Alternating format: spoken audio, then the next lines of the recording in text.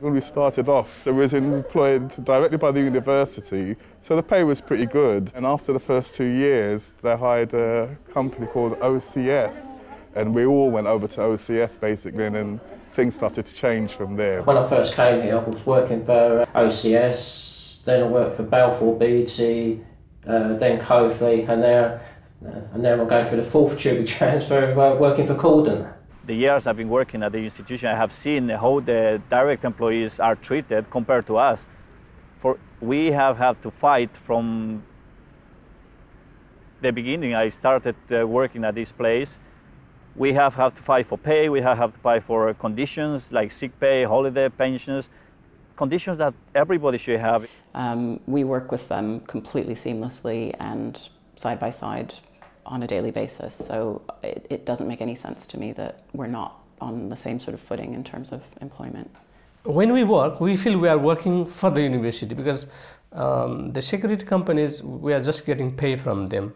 Like we've got security officers who've been on strike from Nigeria, from the West Indies, from Eastern Europe, many of them like originally with backgrounds in South Asia, a bunch of other countries as well. But you would hardly find a single security officer who would be white British, for instance. Amongst the cleaners, exactly the same thing would apply, plus the demographic would be overwhelmingly female. To me, there couldn't be a more overt expression of discrimination on the part of the university that essentially those workers who are drawn from these backgrounds are provided with worse terms and conditions and worse pay. Para trabajar la universidad derechamente es mucho más mejor al parte de pensiones, el parte de salario, el parte también de vacaciones. Esa diferencia son muchísimo para la trabajadora.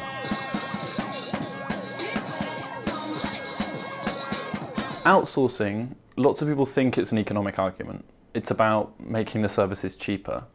And whilst in some cases that has been true, I think what that misses is that's really about control. This has been a way to control these workers. If we approach University of London, we will have a disciplinary hearing from our management because we are not supposed to go to the client directly unless we talk to our management first. And at the end of the day, it is the university who is asking them to take us on.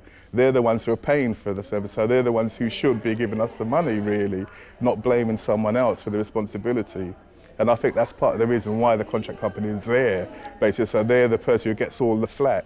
But it's the university who really are at fault, I think.